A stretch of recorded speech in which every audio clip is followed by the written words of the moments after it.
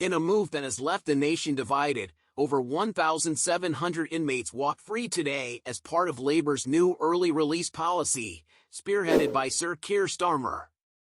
While some are celebrating their newfound freedom with jubilant reunions, champagne sprays, and hopeful declarations of change, others are left fuming at the potential risks posed to society. How did such a controversial decision come about, and what does it mean for both the released convicts and the communities they re-enter? As the sun rises over Britain's prisons, a wave of emotions floods the streets. From the young men punching the air in elation to the grieving families left behind by victims, this early release policy has already ignited passionate responses.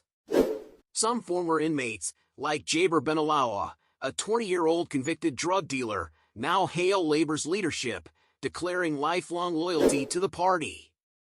With music blaring, sparkling wine popping, and loved ones waiting with open arms for these ex-prisoners, this day marks a new beginning. Yet beneath the surface of this revelry lies a sea of concern. Experts warn that the floodgates have been opened too wide. With more than 5,000 criminals set to be released over the next 6 weeks, a third of them may reoffend. As these former inmates step back into society, many without homes or jobs, the big question remains: what will their future hold, and how will this policy shape Britain? Main part. The numbers are staggering. Of the 1,700 released today, hardened criminals, from drug dealers to those involved in violent domestic abuse, have been given early exits from sentences once thought deserved. The policy, designed to alleviate overcrowded prisons, allows inmates to walk free after serving just 40% of their sentence, a significant reduction from the previous 50%. But as the jail doors swing open, so too do the doors of concern. For some, like Calvin Foster, a 25-year-old mechanic jailed for conspiracy to commit robbery, this release is a golden opportunity. Walking out of HMP ISIS in London, Foster expressed relief and hope, promising to chill and work while reuniting with friends and family. His optimistic outlook reflects the faith that Starmer's policy places in rehabilitation. Foster and many others believe this early freedom offers a second chance, a chance to rebuild their lives before returning to the vicious cycle of crime. For them, Labour has become more than a political party, it has given them tangible hope. Benalawa, released from his 2.5-year sentence 6 months early, declared, "It's a very good policy because it's given a lot of prisoners hope." Such comments are echoed by others, like Daniel Ruddles, a 19-year-old convicted of aggravated burglary, who is grateful for the month he's gained in freedom and vows to vote Labour in the future. However, with each success story, there is an equal measure of fear. Victims and their families, like Dion Barrett, the mother of 14-year-old Gordon Galt who was killed by a man now set free after only months behind bars, are livid. For Barrett, this is not justice, it's an insult.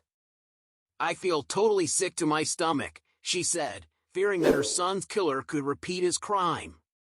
It's not just the victims of violent crimes who are speaking out. Communities, probation officers, and law enforcement are voicing concerns about the strain placed on already overstretched systems. Martin Jones, head of probation, didn't mince words when he called this policy a certainty for reoffending. With housing issues unresolved and no job placements in sight, some of these former inmates are stepping right into homelessness and potentially back into a life of crime. Among those celebrating their release today is Jordan Green, who was jailed for robbery and dangerous driving.